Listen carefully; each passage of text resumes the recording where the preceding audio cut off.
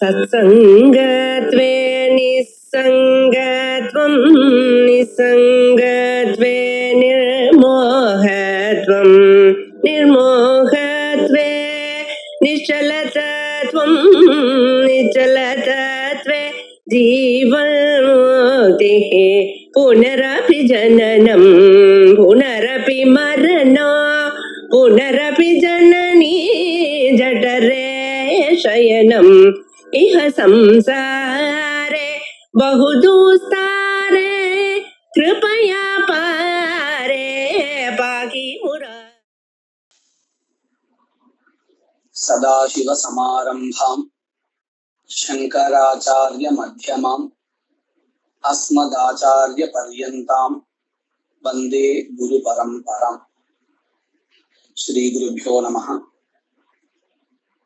இன்னைக்கு நாம 4வது ஸ்லோகத்தை பார்க்க போறோம்.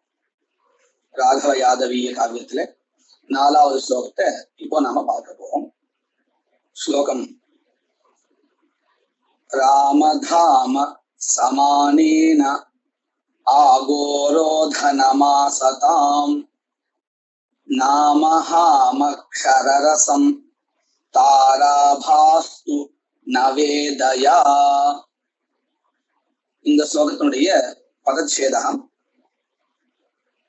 ராமதாம சமானேனம் ஆகோரோதனம் ஆச தாம் நாமஹாம் அக்ஷரரசம் தாராபாஹ து ந வேத யா.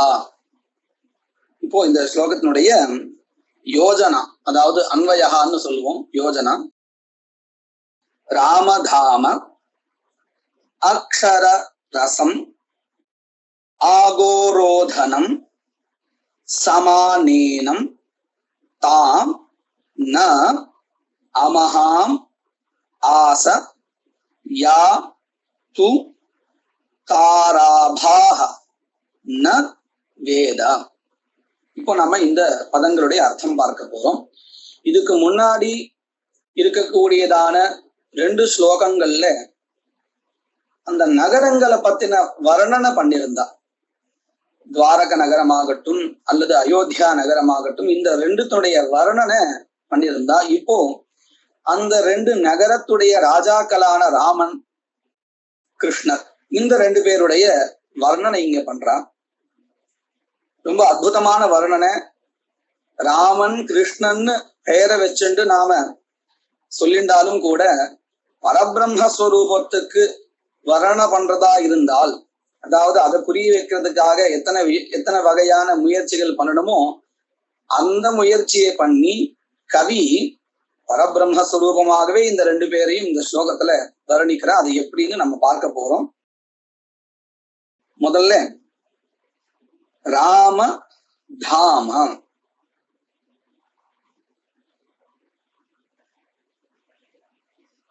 தாம அப்படின்னு சொன்னா ஒளி, வெளிச்சம், பிரகாஷா. நாம இத சாதாரணமா பார்த்திருக்கலாம். குருதமோ தாம அப்படின்னு நம்ம சொல்றோம். சத்திய பராக்கிரமஹா. தாமன் சொன்னா வெளிச்சம், ஒளி. இந்த பிரகாசத்துக்கு என்ன பெயர் அப்படின்னு கேட்டா ராமன்னு பெயரான். ராமம் என்கின்ற ஒரு பிரகாஷா, ராமன் என்கின்ற ஒரு ஜோதிஸ்வரூபம். நாம இந்த ஒரு வாக்கியத்திலேயே புரிஞ்சுக்கலாம் இவர் எப்படி கவி வர்ணனை பண்றார் அப்படின்னு. இந்த ராம என்கின்ற பிரகாசம்னு ஏன் சொல்லணும் அப்படின்னு கேட்டா, சுவாமி பிரகாசஸ்வரூபியா இருக்கார் அப்படிங்கிறது தானே நம்மளுடைய உபனிஷத்துகள்ல நாம சொல்லிட்டு இருக்கோம். அத மனசுல வச்சுண்டு இவர் எழுதுறார். ராம தாம நாராயண பரோ ஜோதிராத்மா நாராயண பரஹ அப்படின்னு தைத்திரிய உபநிஷத்துல விஷ்ணுவையோ அல்லது பொதுவாகவோ ஜோதிஸ்வரூபமாகத்தான் சொல்றார். நாராயண பரோஜோதி, உத்கிருஷ்ட ஜோதிஹி அப்படிங்கிற வாக்கியத்தினால இங்கேயும் அதே மாதிரி ராம தாம, ராமன் என்கின்ற ஒளியானது. அது மட்டும் இல்ல, அவர் எப்படி இருக்கார்? அக்ஷர ரசம். க்ஷரன்னா க்ஷீண க்ஷயா அப்படின்னு கூட சொல்லுவோம், குறைபாடு. அது இல்லாத க்ஷர, நித்தியமானதுன்னு அர்த்தம் இல்லையா? க்ஷரன்னா குறைபாடு, அதாவது நாசம் அடையக்கூடியது. அக்ஷரம் அப்படின்னா என்னது? நிலையானது, நித்தியமானது. இப்பேற்பட்டதான ஆனந்தத்தை கொண்டவர். ரசகான்னா இங்க ஆனந்த ரசகா, அதாவது நித்யானந்தம்னு அர்த்தம். அக்ஷர ரசம். இந்த இடத்துல நாம இப்படி மென்ஷன் பண்ணலாம். தைத்திரிய உபநிஷத்துல இந்த பிரம்மத்தினுடைய ஸ்வரூப லட்சணம் சொல்லும் பொழுது சத்தியம் ஞானம் அனந்தம் பிரம்மா அப்படின்னு 2வது பிரஷ்னத்துல இத சொல்ல ஆரம்பிக்கிறார், ஆனந்த வல்லியில இல்லையா? இதே பிரம்மத்தினுடைய தடஸ்த லட்சணம் சொல்லும் பொழுது சொல்றதா இருந்தால் நாம ஏதோவா இமானி பூதா நிஜாயந்தே அப்படின்னு நம்ம அடுத்த பிரஷ்னத்துல பிருகுவல்லியில பார்க்கலாம். இப்போ நாம பார்த்திருக்கிறது ஆனந்த வல்லியில இருக்கக்கூடியதான சத்தியம் ஞானம் அனந்தம் பிரம்மா அப்படின்னு சொல்றோம். இதுல ஒண்ணு விட்டு போச்சு, கடைசியில ஆனந்தோ பிரம்மே திவ்ய ஜானாத் அப்படிங்கிற இடத்துல ஆனந்த ஸ்வரூபியா இருக்காருன்னு சொன்னதுனால இந்த இடத்துல நாம் அதையும் சேர்த்துக்கணும்னு சொன்னா இதையும் ஒரு ஸ்வரூப லட்சணமா வச்சுக்கணும். எப்படி? சத்தியம் ஞானம் அனந்தம் ஆனந்தம் பிரம்மான்னு வச்சுக்கணும். இந்த பின்னாடி ஆனந்தம் சொல்றதுனால அங்க சொல்லப்பட்டிருக்கக்கூடியதான் ஆனந்தம் எப்பேற்பட்டதுன்னு கேட்டா நித்யானந்தம், துக்க அசம்பின்னம் ஆனந்தம், அதாவது துக்க கலப்பில்லாத ஒரு ஆனந்தம், நித்யானந்தம்னு பேர் இல்லையா? அப்படி நித்திய ஆனந்த ஸ்வரூபியா சுவாமி இருக்காருன்னு நம்ம அங்க வர்ணனை பண்றோம் உபனிஷத்துகள்ல. அதை வச்சுன்னு நாம் இங்க பார்க்கும் பொழுது அக்ஷர ரசம் நித்யானந்தம் அப்படின்னு 2 ஒண்ணா வருது இல்லையா? அடுத்தது ஆகோரோதனம். ஆகஹான்னு சொன்னா பாபம். ஆகோ பரோதோ மந்துஷ்ச அப்படின்னு அமரகோஷத்துல இருக்கு. ஆகஹான்னா பாபம், ரோதனம் சொன்னா நாசனம்.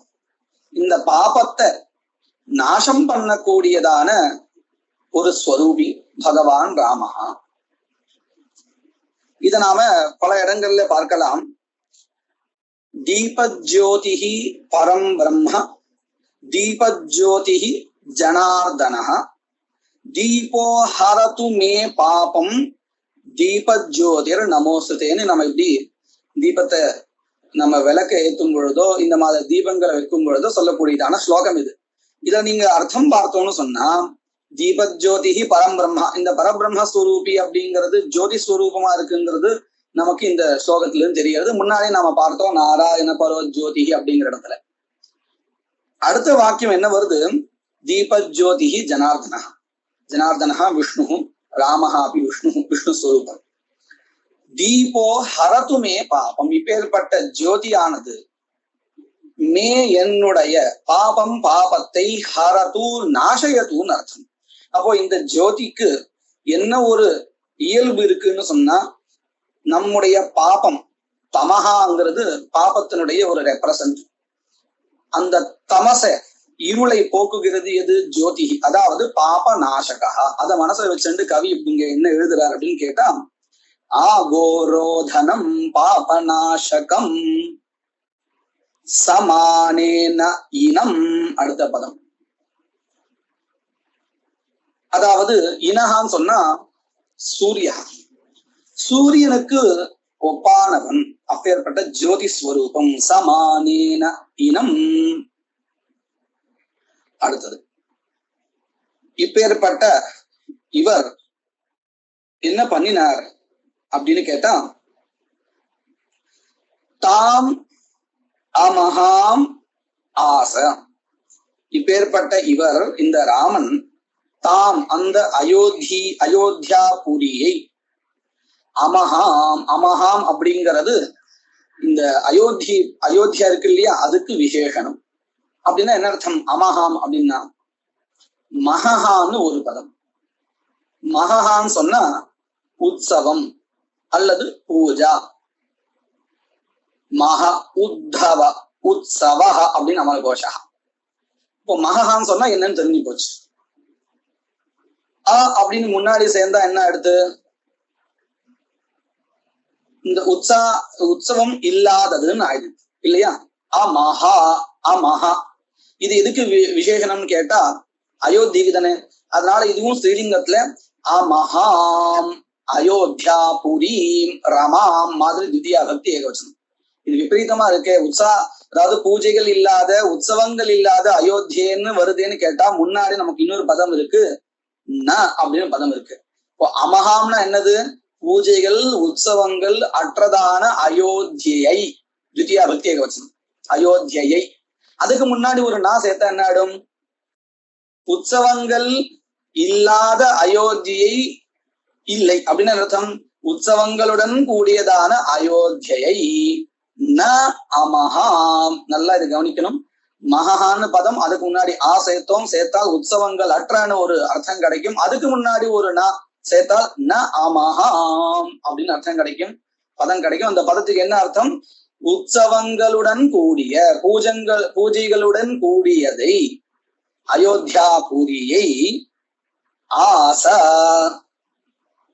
ஆட்சி புரிந்து கொண்டு இருந்தார் ஆக்கிரமிச்சுண்டு இருந்தார். எப்படி அப்படின்னு கேட்டா இவர் ஒரு ஜோதி ஸ்வரூபமா தானே சொன்னார்.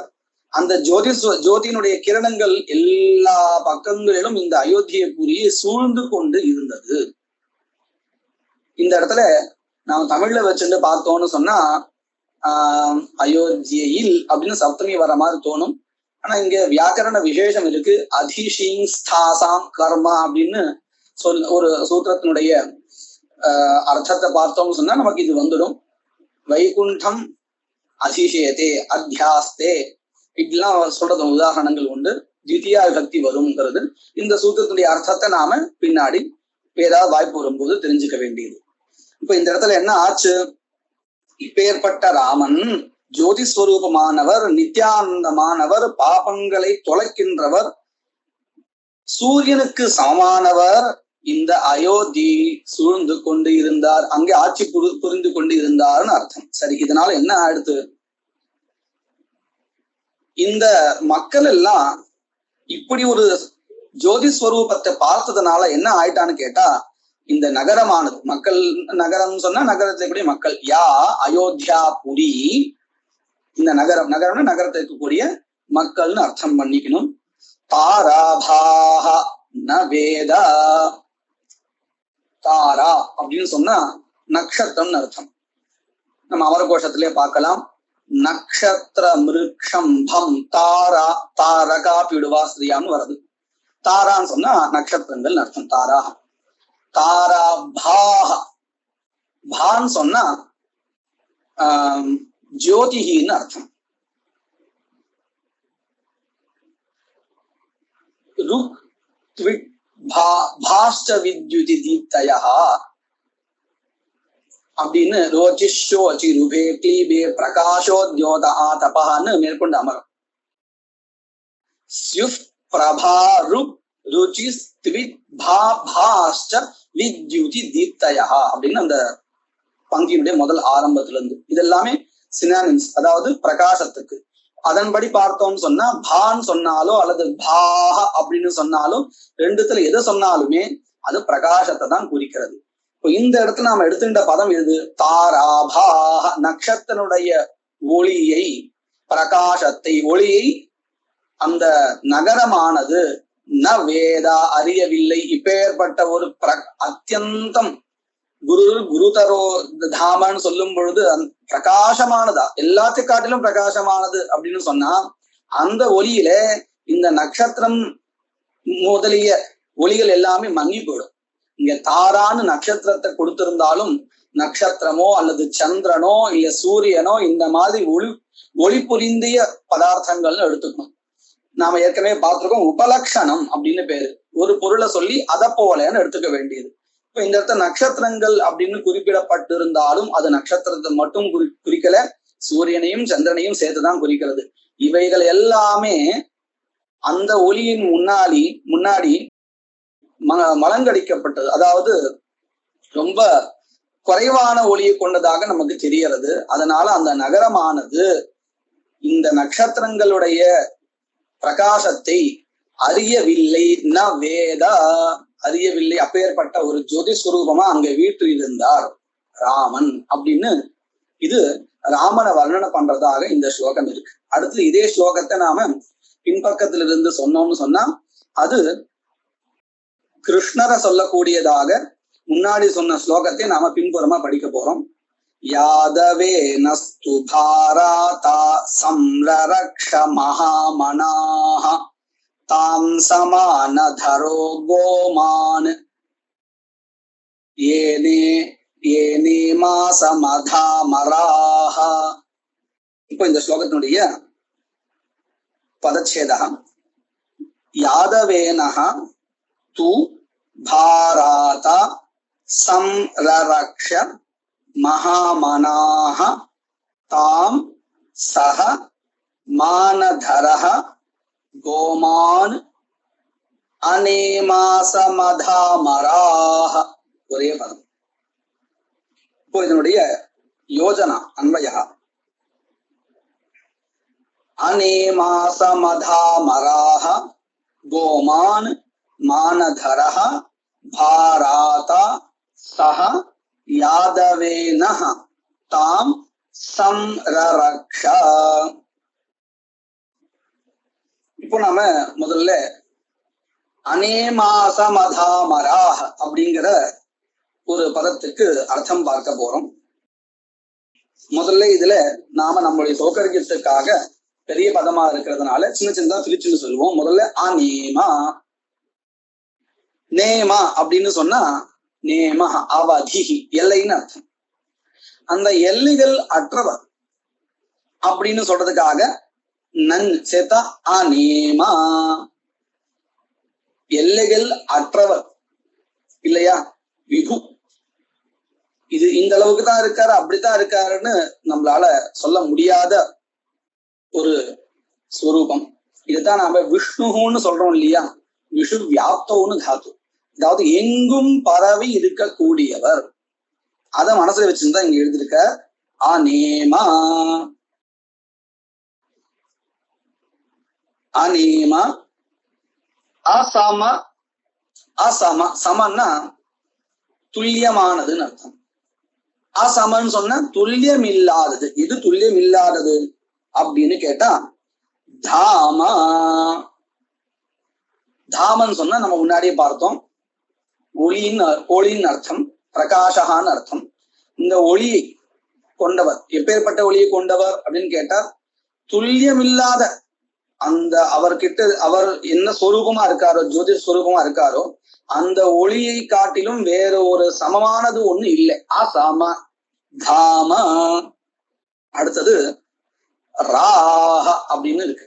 இது எல்லாமே ஒரே பதம், புரியறதுக்காக தனித்தனியா நம்ம பார்த்துட்டு இருக்கோம். ராஹ அப்படிங்கிற பதம் எதுல இருந்து வந்ததுன்னு கேட்டா ரை சப்தத்திலிருந்து வந்தது. ரைன்னா என்ன அர்த்தம்? செல்வம்னு அர்த்தம். நாம அமரகோஷத்திலேயே பார்க்கலாம். அர்த்தோபிதேய ரை வஸ்து அப்படின்னு சொல்லுவோம். இந்த ரை அப்படிங்கிறது அர்த்த பதத்துக்கு ஒரு சினானிமா சொல்லப்பட்டிருக்கு, பர்யாய பதமா சொல்லப்பட்டிருக்கு. அர்த்த பதத்துக்கு செல்வம்னு ஒரு பொருள் இருக்கு இல்லையா, அதை வச்சுன்னு சொல்லப்பட்டிருக்கு. அப்போ ரை அப்படிங்கிற பதத்துக்கு என்ன அர்த்தம்? செல்வம்னு அர்த்தம். இதை வச்சுட்டுதான் நாம ராய் அப்படின்லாம் கூட சரணியமா சேர்த்துக்கிறோம் பின்னாடி. தனவான்னு அர்த்தம். இந்த ரை சப்தத்தினுடைய பிரதமா விபக்தி எப்படி வரும்னு கேட்டா ராஹ அப்படின்னு ஆரம்பிக்கும். சப்த மஞ்சரிலாம் பார்க்கலாம். ராஹ ராயோ ராய அப்படின்னு ஆரம்பிக்கும் இல்லையா. ஸ்ரீமான் அப்படின்னு சொல்றோம். இதை மனசை வச்சுதான்.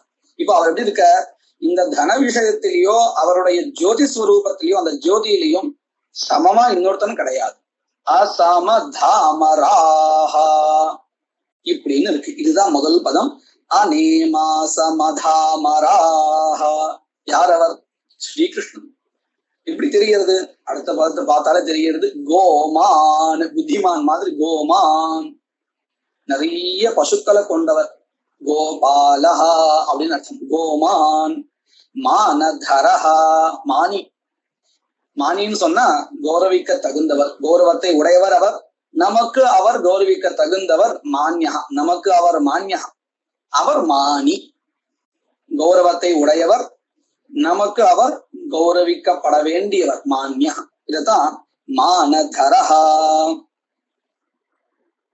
இங்கே இன்னொரு பதம் இருக்கு ஸ்லோகத்துல. என்ன பதம்? மகாமனாஹ. மகத்,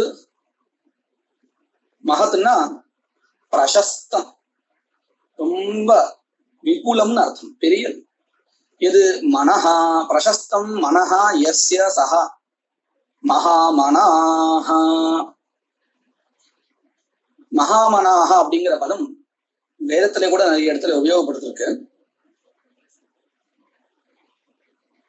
மகாமனசாம் புவனச்சவானாங் கோஷோ தேவானாம் ஜயதாமுதஸ்தாத் அப்படின்னு 4வது காண்டத்துல 6வது பிரஷ்னம் பிரசித்தமான அனுவாகம் ஆசுஷிஷானோ விஷகோண ஆரம்பிக்கும். அதுல இந்த வாக்கியம் வருது. இந்திரஸ்ய விஷ்ணோ வருணஸ்ய ராஜ்ய ஆதித்யானாம் அப்படின்னு இதுக்கு ஆரம்பிக்கிறது. அடுத்த பங்கி மகாமனசாம். இப்ப இந்த மகாமனசாம்னு அங்க சாயனர் பாஷ்யம் எழுதும் பொழுது என்ன சொல்றார் அப்படின்னு கேட்டா, ஸ்திர சித்தானாம் தேவானாம் மகாமனசாம் புவனச்சவானாம் கோஷோ தேவானாம் இருக்கு இல்லையா கடைசியில அந்த மந்திரத்துல, அந்த தேவானாமுக்கு விசேஷணமா இது வந்திருக்கு. மகாமனா அப்படின்னு வந்திருக்கு. மகாமனசானாம் இருக்கு. அதாவது ஸ்திர சித்தானாம் தேவானாம்.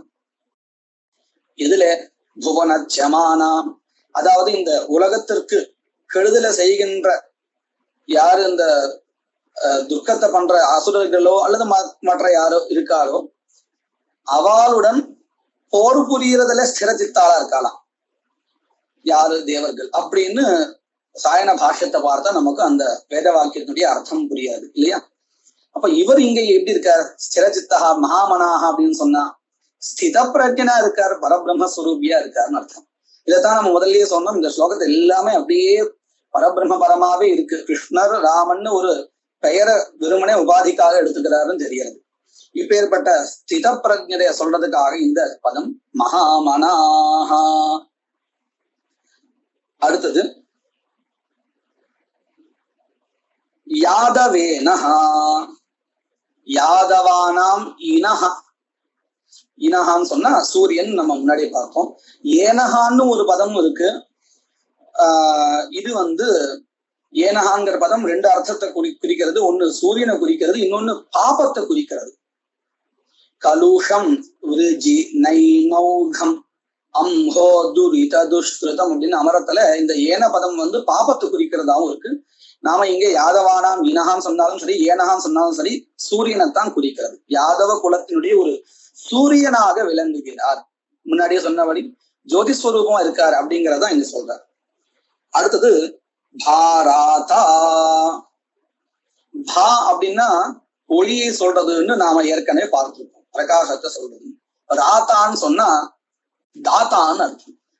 பிரகாசத்தை கொடுக்கக்கூடியவரா இருக்கார் அப்படிங்கிறது ராதான்னா தாத்தாங்கிற பதத்தை வச்சு நமக்கு தெரியாது. இத நாம வேற இடத்துலயும் ஒப்பிட்டு பார்க்கலாம். அருண பிரஷ்னத்துல ஆரோகோ பிராஜ படர பதங்க ஸ்வர்ணரோ ஜோதிஷிமான் விபாசா அப்படின்னு 7 விதமான சூரியன்களை சொல்ற. ஆரோகா பிராஜா படரஹா பதங்கா ஸ்வர்ணரஹா ஜோதிஷிமான் விபாசகான்னு சொல்றான். இதை தவிர்த்து இன்னொரு ஒரு சூரியன் இருக்கு. கஷ்யபோஷ்டமஹா சமஹா மேரும் ந ஜஹாதி. இந்த வாக்கியங்களுடைய பாஷ்யத்தை நம்ம பார்க்கும் பொழுது சாயன பாஷ்யமாகட்டும் அல்லது பட்டபாஸ்கர பாஷ்யத்தையும் பார்த்தோம்னு சொன்னா இந்த 7 சூரியன்களும் அந்த ஒரு சூரியனை கஷ்யபகாங்கிற 8வதா இருக்கக்கூடியதான சூரியனை சுத்தி வருது. ஆனா இந்த 8வது சூரியனா இருக்கக்கூடிய கஷ்யபகா மேரும் ந ஜஹாதி சமஹா மேரும் ந ஜஹாதி, அது சுத்தலே அங்கே இருக்குன்னு இருக்கு. இங்க நாம இன்னொரு விஷயம் கவனிக்க வேண்டியது முக்கியமானது என்னன்னு கேட்டா, இந்த 7 சூரியன்களும் கூட எங்கிருந்து அந்த ஒளி பிரகாசத்தை அடைகிறார்கள் அப்படின்னு சொன்னா, தே அஸ்மி கஷ்யபாத் ஜோதிர்லபந்தே, கஷ்யபாத் பஞ்சமி விபக்தி, கஷ்யபனிடமிருந்து ஜோதிர்லபந்தே அப்படின்னு தெரியாது. அப்போ இந்த கஷ்யபகாங்கிறவர் பரபிரம்மஸ்வரூபின்னு வச்சிருந்தால், இந்த இடத்துல பா தாத்தா ஒளியை கொடுப்பவர். அந்த கஷ்யபகா இங்க கிருஷ்ணகா ரெண்டும் சமம். அந்த கஷ்யபரிடந்து ஒளியை பெறக்கூடியதான மற்ற 7 சூரியன்கள், இதுதான் இந்த லோகம். இப்ப கிருஷ்ணரிடமிருந்து கிருஷ்ணர் பா தாத்தா, ராதானா கொடுப்பவர், கஷ்யபருடைய ஸ்தானத்துல இருக்கார் அப்படின்னு நமக்கு தெரியுது இல்லையா? இதான் பா ராதா பா தாத்தா அப்படின்னு அர்த்தம். நமக்கு இந்த உபநிஷத்துகள்லயும் நிறைய இடத்துல இந்த மாதிரி சொல்லியிருக்கு. தஸ்ய பாசா சர்வமிதம் விபாதி அப்படின்னு உபநிஷத்து சொல்லியிருக்கு இல்லையா? அந்த பரபிரம்மஸ்வரூபத்தினுடைய ஜோதிஸ்வரூபத்தினுடைய ஜோதினால இந்த மத்த உலகமும் தெரிகிறது. தஸ்ய பாசா சர்வமிதம் விபாதி, அதே அர்த்தம் தான் இங்கேயும். பாராதா பிரகாஷ தாதா. நம்ம புருஷ சூக்தத்தையும் பார்க்கலாம். வேதாஹமேதம் புருஷம் மகாந்தம் ஆதித்யவர்ணம் தமசஸ்து ஆரே. ஆதித்யவர்ணம்னு அங்கேயும் ஜோதிஸ்வரூபமா சொல்லியிருக்கு. இந்த வாக்கியங்கள்ல ஜோதிஸ்வரூபமா மட்டும்தான் சொல்லியிருக்கு. ஆனா முன்னாடி சொன்ன இந்த தஸ்ய பாசா சர்வமிதம் விபாதிங்கிற உபநிஷத் வாக்கியமோ அல்லது தஸ்மி கஷ்யபாத் ஜோதிர்லபந்தேங்கிற வாக்கியங்களோ பளிச்சுன்னு சொல்றது அவரிடமிருந்தான் இந்த மற்ற எல்லா பிராணிகளாகட்டும் மற்ற சூரியன்களாகட்டும் பிரகாசத்தை பெறுகிறார்கள். இப்ப இந்த பாராதா அப்படிங்கிறது ரொம்ப அழகா உபனிஷத்துடைய வாக்கியங்களையும் அருண பிரசாந்த் சொன்ன வாக்கியங்களையும் சமமா இருக்குன்னு தெரிகிறது. அப்பேற்பட்டவரா இருக்கார் கிருஷ்ணர். பாதாதா சஹா யாதவேனஹா, யாதவ குலத்தில் சூரியனாக இருக்கிறார். அவர் என்ன பண்ணினார் அப்படின்னு கேட்டா, தாம் சம்ரக்ஷா, தாம் புரீம் துவாரகா புரீம் சம்ரக்ஷா நன்கு காப்பாத்தினார், பாலனம் செய்தார் ராஜாவாக இருந்து. இப்படி ஒரே ஸ்லோகத்துல ராமனையும் பரபிரம்மஸ்வரூபியா சொல்லிட்டார், கிருஷ்ணரையும் பரபிரம்மஸ்வரூபியா சொல்லிட்டார். இந்த ரெண்டும் நாம மாத்திரத்தினால வித்தியாசப்படுறது. இவ்வளவு அழகா 2 பேரையும் ஒரே ஸ்லோகத்துல வர்ணிச்சிருக்கார் கவி. மேற்கொண்டு வரக்கூடியதான ஸ்லோகங்களை அடுத்தடுத்த பதிவுகள்ல நாம பார்க்கலாம்.